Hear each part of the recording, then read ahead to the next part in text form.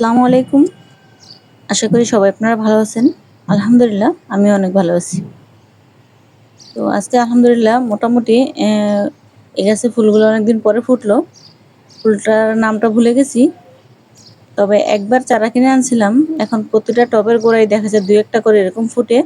আর এটা কিন্তু বর্ষার সিজনে একটু বেশি হয়। তো এখানে আমার কিছু পাতাবাহার গাছ আছে, কিছু কাঠগোলাপের গাছ বা এই যে নরমাল কিছু ফুলের গাছ আরকি এক সাইডে আছে। তো এগুলা কিন্তু আমার ডাল থেকে করা। গত বছর ডাল ভেঙে রাখছিলাম। তো সেখান থেকেই আলহামদুলিল্লাহ সুন্দর চারা হইছে।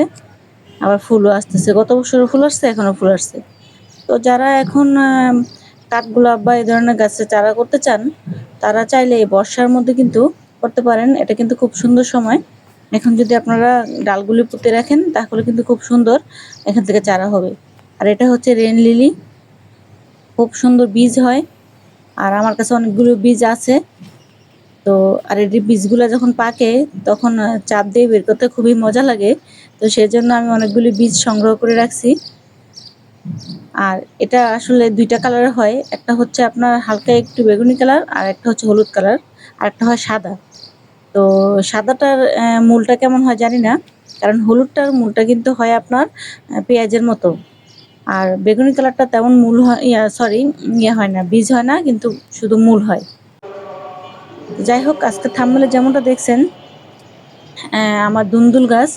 তো দুন্দুল গাছ নিয়ে আবার একটু আলোচনা করতে আসলাম। তো ১ম বার যেমন ফলন পাইছি, দ্বিতীয়বারও কিন্তু আমি মাশাআল্লাহ ঠিক তেমনই ফলন পাইছি। তো একটা খাবার আমি নরমাল যে খাবারগুলো গাছে দেই, তার বাহিরেও একটা খাবার আমি দিছি। তো সেটা কি খাবার সেটাই আজকে আলোচনা করব। আর আমার এই দুন্দুল গাছ আর হচ্ছে বরবটি গাছ আপনাদের আপুদের খুবই পছন্দ। কারণ কমেন্টসে বেশিরভাগই আমি এই দুন্দুল, চিচিঙ্গা আর এই বরবটি এই ৩ টা জিনিস নিয়ে খুব বেশি কমেন্টস পাই।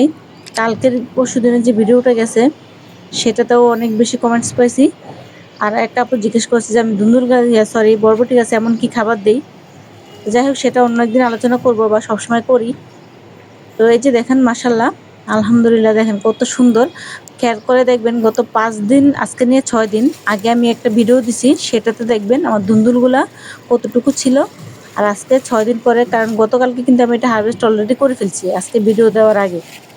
তো আপনারা সেখানে খেয়াল করলে দেখবেন, তাহলে মানে হচ্ছে যে আপনি ৫ দিন, ৫ দিনে আলহামদুলিল্লাহ আমার গাছের সবজিগুলা কত সুন্দর বড় হয়ে গেছে দুন্দুলগুলা।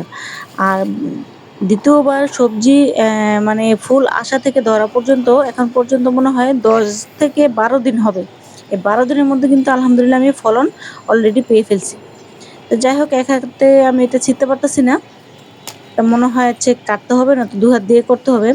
তো যাই হোক আলহামদুলিল্লাহ একটা পোকা, মাছি পোকা কোনো কিচ্ছু কিন্তু একটা ছিদ্রি করে নাই আলহামদুলিল্লাহ। আর এটা হাতে যখন ধরবেন যে এরকম দুন্দুল নিজের গাছ থেকে বা এরকম সবজি, তখন বুঝতে পারবেন কতটুকু শান্তি লাগে। মাশাআল্লাহ, একটু কোনো দাগ নেই, কোনো কিচ্ছু নেই। একেবারে সুন্দর ফ্রেশ, দেখেন একটা কোনো কিচ্ছু নেই সেটার মধ্যে। আর খেতেও কিন্তু খুবই মিষ্টি। কারণ যখন রান্না করছি অ্যা তখন একেবারে দুন্দুল তো এমনিতেই গলে যায়, সবাই জানেন। আর এত কচি, চোলকাগুলা ভীষণই পাতলা।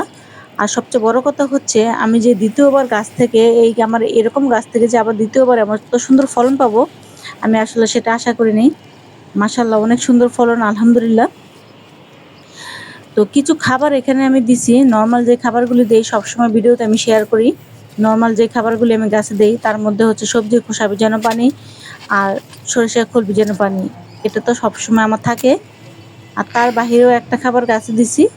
সেটা আমরা সবাই দেই যারা বাগান করি। মোটামুটি অনেকেই এই জিনিসটা ব্যবহার করে। তো আসলে সেটা আর কিছু না। সেটাও আমাদের রান্নাঘরের কিচেন থেকে আসে।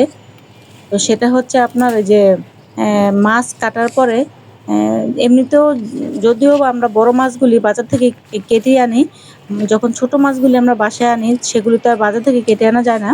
তখন সেই ছোট মাছের যেই পেটি, তারপরে কাঁকড়া, আঁশ বা যাই বের হয় সেগুলো এনে আমি কিন্তু এই গাছটার গোড়ার মধ্যে দিয়ে দিছিলাম। দিয়ে দেওয়ার পরে মাশাআল্লাহ নতুন করে ডালপালা বের হইছে, তার মধ্য থেকে এরকম ফলন। আর এই যে দেখেন আলহামদুলিল্লাহ এখনো গাছে এগুলি আছে। তো এগুলো আবার যখন হারভেস্ট করবো ইনশাআল্লাহ দেখাবো। মানে মোট কথা হলো, আমি ১ম বার যেরকম হারভেস্টিং করছি আলহামদুলিল্লাহ ঠিক তেমনই আবার আবার দ্বিতীয় ফলনে আমি কিন্তু তেমনই পাইতেছি। মাশাআল্লাহ, আল্লাহর কাছে অশেষ শুকরিয়া। আর এই যে দেখেন আমার 5টা ধুন্দুল 1 কেজির থেকে বেশি হবে, 1 কেজি থেকে কিন্তু কম হবে না। মাশাআল্লাহ, যখন সামনাসামনি এগুলা হাতে ধরি তখন কিন্তু খুবই ভালো লাগে। হয়তো ক্যামেরায় অনেক সময় ছোট বোঝা যায়, কিন্তু আসলে এটা দেখতে দেখেন মাশাআল্লাহ কত সুন্দর লাগতেছে। তো এটার এই যে সিক্রেট খাবার বলছি, এটাই হচ্ছে সিক্রেট খাবার, আর বেশি কিছু না। তো আপনারাও চাইলে আপনাদের যেই সবজি গাছগুলো আছে, এটা শুধু ধুন্দুল গাছে না, এটা যেকোনো সবজি গাছে আপনারা দিতে পারেন, বা যে গাছে ফল আছে সেই গাছও দিতে পারেন। তো এরকম গাছে দিলে মোটামুটি আলহামদুলিল্লাহ ভালো একটা ফলন পাওয়া যায়। সেটা আমি প্রায় অনেক গাছে ট্রাই করে দেখছি। আমার লেবু গাছেও আমি দিছি, মানে আমার যেই গাছগুলো আছে মোটামুটি সবগুলাতেই আমি কিন্তু এই জিনিসটা মাঝে মাঝে ব্যবহার করি। তো মাছ ধোয়ার পানিটা আমি বেশি একটা ব্যবহার করি না, এটা অনেক আপুরাই ছাদে দেয়।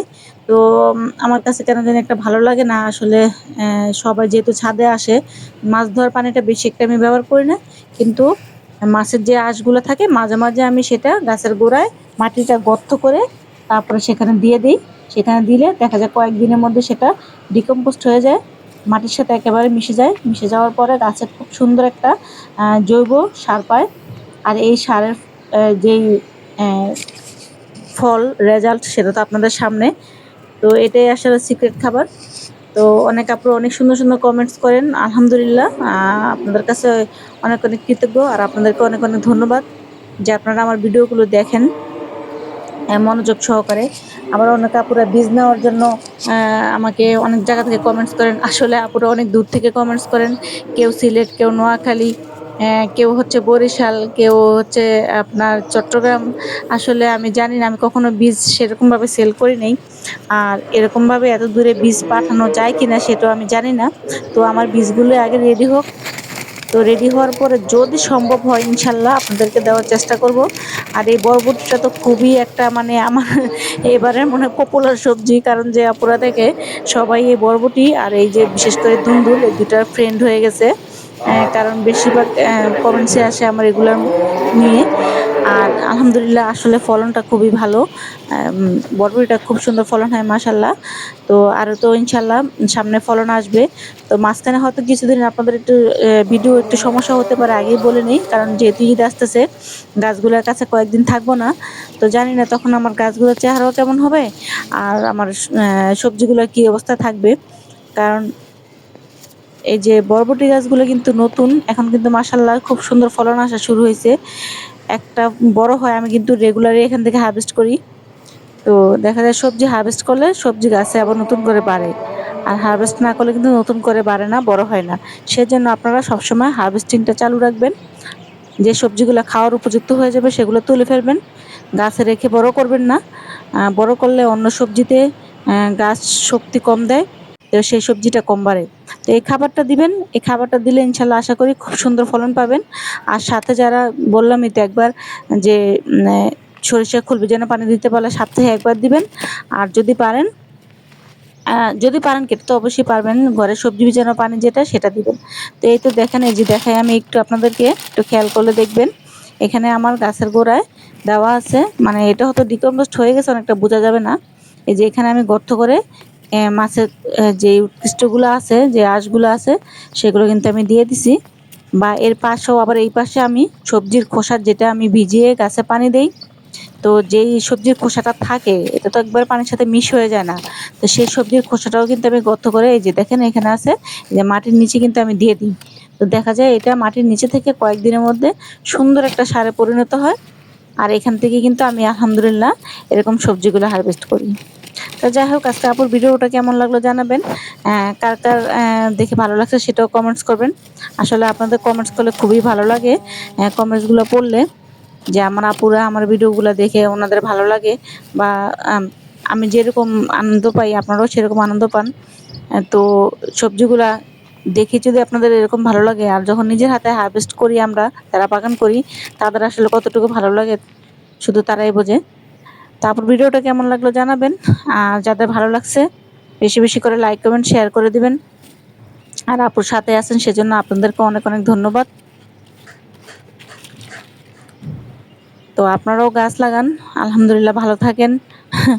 আর চিচিঙ্গা এখন একটু ফলনটা কম। তো সবাই ভালো থাকেন, আল্লাহ হাফেজ।